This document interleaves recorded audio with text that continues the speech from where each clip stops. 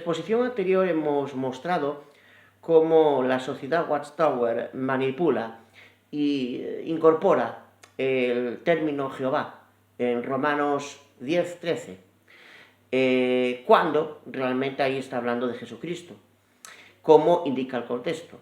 Es Jesucristo aquel que hay que invocar para salvarse. Es ese Señor, es ese segundo Señor Jehová. Y esto es una cuestión imprescindible para la salvación, como lo dice el mismo texto. Que si confesares en tu boca que Jesús es el Señor, es decir, es ese Señor, es ese Señor que hay que invocar para salvarse.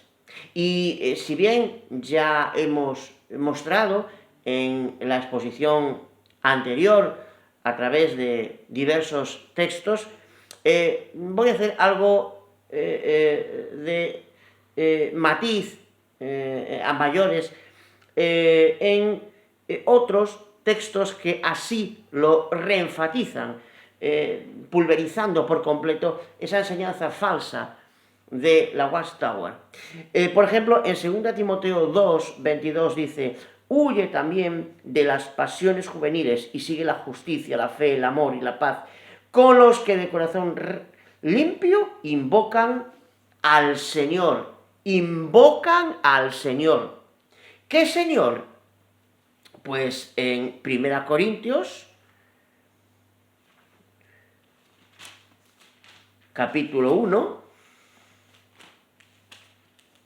dice a la iglesia de Dios que está en Corinto, a los santificados en Cristo Jesús, llamados a ser santos, con todos los que en cualquier lugar invocan el nombre de nuestro Señor Jesucristo.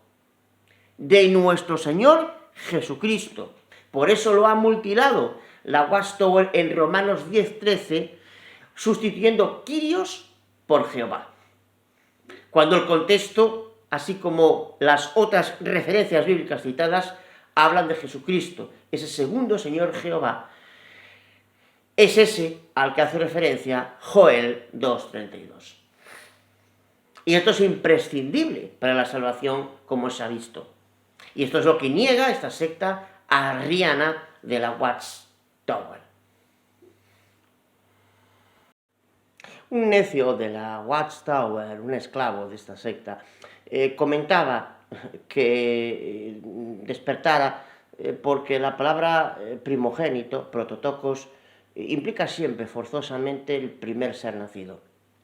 Pero esto no es así. En la propia versión del Nuevo Mundo de esta secta, en Jeremías capítulo 31, versículo 9, nos dice concretamente la parte final, porque yo soy un padre para Israel y Efraín es mi primogénito. Ahí habla de Efraín, pero Efraín, como es bien sabido, no fue el primer hijo de José.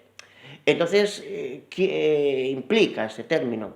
Vamos a verlo en la misma traducción, el Nuevo Mundo, en el versículo 20, donde dice, ¿no es Efraín para mí un hijo precioso, un hijo amado? Sí, la palabra primogénito puede denotar un trato de favor y bondad hacia Efraín. En Salmos 89:27 dice que David lo haré en tiempo futuro mi primogénito.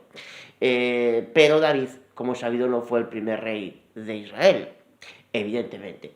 Entonces, ahí tampoco se habla de un David mayor futuro, que sería Jesucristo. La palabra de, dice esta secta, que denota procedencia de aquello. Pero esto no es siempre así. Veamos dos ejemplos. El cristal del vaso. Sí, es el cristal que forma parte del vaso. Pero ¿y si decimos el agua del vaso? ¿Quiere decir que el agua forma parte del cristal del vaso? No. Algunos dicen, bueno, dime dónde el primogénito se exceptúa de ese grupo en la Biblia. Ese no es el quid de la cuestión aquí. El quid de la cuestión aquí es que la enfatización aquí no se le da al hecho de haber sido o no un primer ser nacido, que sabemos que no fue así, ya que la Biblia lo desmiente, como he mostrado en mis vídeos anteriores, sino a el hecho de que Él era el más importante de la creación, de Dios el Padre, como dice Apocalipsis 3:14.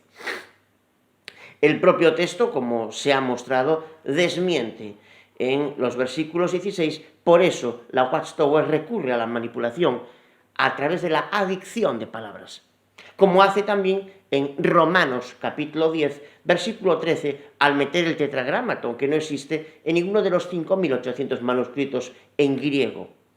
De hecho, la palabra que aparece es Kyrios, que significa Señor, y así está en armonía con el contexto. Concretamente el versículo 9, que dice, porque si confesares con tu boca que Jesús es el Señor, y creyeres en tu corazón que Dios levantó entre los muertos, serás salvo. ¿Quién es ese Señor que hay que confesar? Jesús, como así lo indica Hechos 22:16. Bautízate y lava tus pecados invocando su nombre.